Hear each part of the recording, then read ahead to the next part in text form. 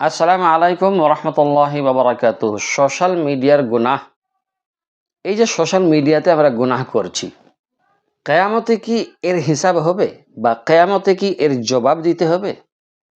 আজকের ভিডিওর বিষয়বস্তু হলো এটাই। বর্তমানে মানুষের হাতে সবচেয়ে যেটা বড় পরীক্ষা সেটা হলো মোবাইল, এবং 2 নম্বরে হলো সোশ্যাল মিডিয়া।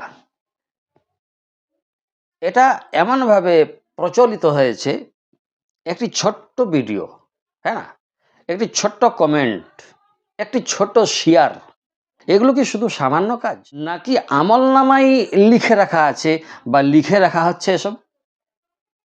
2 নম্বর ব্যাপার হলো, প্রতিটি কথা ও কাজ রেকর্ড হচ্ছে।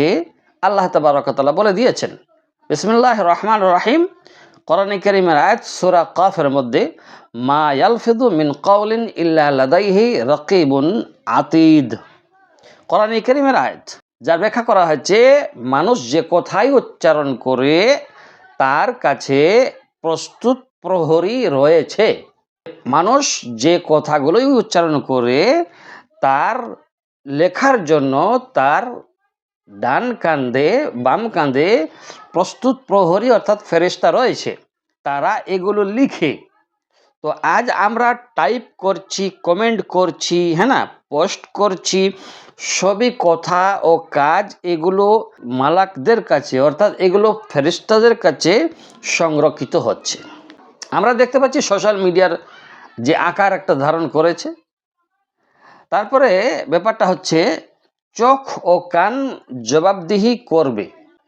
আল্লাহ তাবারক ওয়া তাআলা কোরআনে কারীমে বলেছেন, বিসমিল্লাহির রহমানির রহিম, ইন্নাস সামআ ওয়াল বাসারা ওয়াল ফুয়াদা কুল্লু উলাইকা কানা আনহু মাসউলা। কোরআনে কারীমের সূরা আল ইসরা 36তম আপনার জেগে আয়াত, যেখানে বলা হয়েছে ইন্নাস সামআ ওয়াল বাসারা, যে নিশ্চয় কান, চোখ ও অন্তর, হ্যাঁ না, সব কিছুর ব্যাপারে জিজ্ঞাসাবাদ করা হবে। কানা আনহু মাসউলা বলা হয়েছে, সব কিছুর ব্যাপারে জিজ্ঞাসাবাদ করা হবে। এ হলো ব্যাখ্যা। তাহলে হারাম ভিডিও দেখা, গীবত শোনা, অশ্লীল কমেন্ট, এই সব কিছুর হিসাব কিন্তু হবে। 3 নম্বর ব্যাপারে গোপন কাজও প্রকাশ হবে, হ্যাঁ না। আল্লাহ তাবারক ওয়া তাআলা কোরআনে কারীমে যেখানে বলেছেন, সূরা তারিকের মধ্যে 86তম সূরা, এটা 9 নম্বর আপনার যে আয়াত, যেখানে বলা হয়েছে, বিসমিল্লাহির রহমানির রহিম, ইয়াউমা তুবলাস সারাইর, যেদিন গোপন বিষয়গুলো প্রকাশ করা হবে, সেটা কিয়ামতের দিন। তাই আমরা যে এইসব সোশ্যাল মিডিয়াতে করছি, আমাদেরকে ভালো দিক দেখতে হবে, খারাপ দিক দেখতে হবে, কেননা হিসাব তো সব কিছুর হবে কিয়ামতের দিনে, এটা তো আর এড়িয়ে যাওয়া যাবে না। তো 4 নম্বর যে ব্যাপার হলো, ইনবক্সের মধ্যে চ্যাট করা, গোপন ব্রাউজিং, হ্যাঁ না, লুকানো কাজ, সব কিছু প্রকাশ হবে। প্রাইভেট করে রাখে, ছবি রাখে, ভিডিও রাখে মোবাইলের মধ্যে, স্টোরেজের মধ্যে, এগুলো সব প্রকাশ হবে। আপনি যতই প্রকাশ না করার ইচ্ছা করেন, কিন্তু আপনার সব কিছু প্রকাশ হবে, আমার সব কিছু প্রকাশ হবে।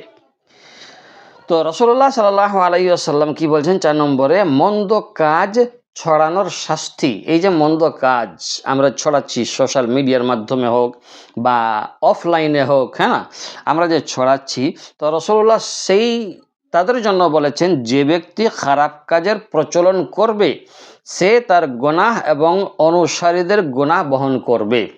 আমি খারাপ কাজ প্রচলন করছি, প্রচার করছি, তো আমি আমার গুনাহ এবং আমার যে অনুসারীরা হবে তাদের গুনাহেরও কিন্তু বহন করতে হবে আমাকেই।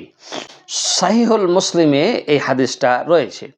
তো একটি হারাম ভিডিও শেয়ার করলে যত মানুষ দেখবে, সেটা একটি অশ্লীল জিনিস শেয়ার করলে যত মানুষ দেখবে, সেটা তার গুনাহ কিন্তু আপনার উপরই বা আপনার আমল নামাতেই যোগ হবে।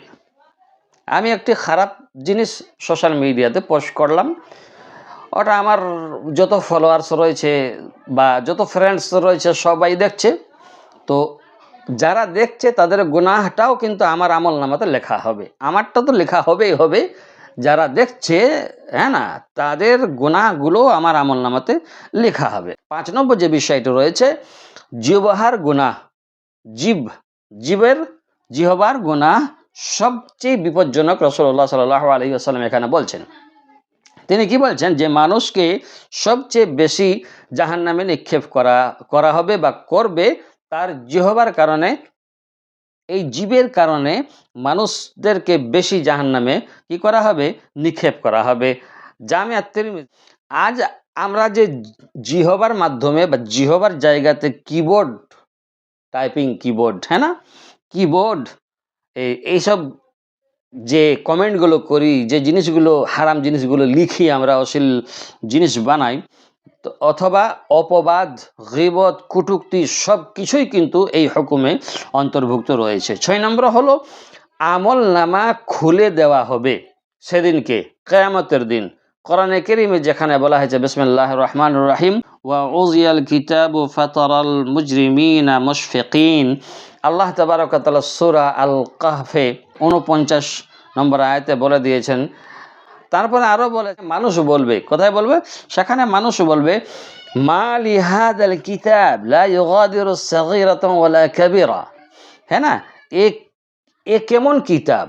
যখন কিতাব খোলা হবে তখন মানুষেরা বলবে, এ কেমন কিতাব, মা লিহাদাল কিতাব, এ কেমন কিতাব, ছোট বড় কিছুই বাদ দেয়নি, সব কিছু লিখে রেখেছে। তাই বাস্তব যে শিক্ষা, নসিহত, হ্যাঁ না, আমাদেরকে কি করতে হবে, গ্রহণ করতে হবে। সেজন্য পোস্ট দেওয়ার আগে একটু ভাবতে হবে, কমেন্ট করার আগে একটু ভাবতে হবে, শেয়ার করার আগে ভাবতে হবে। এই সব জিনিসের ব্যাপারে সোশ্যাল মিডিয়া হোক, অফলাইন অনলাইন, দুই দিকটাই আমাদেরকে ভাবতে হবে।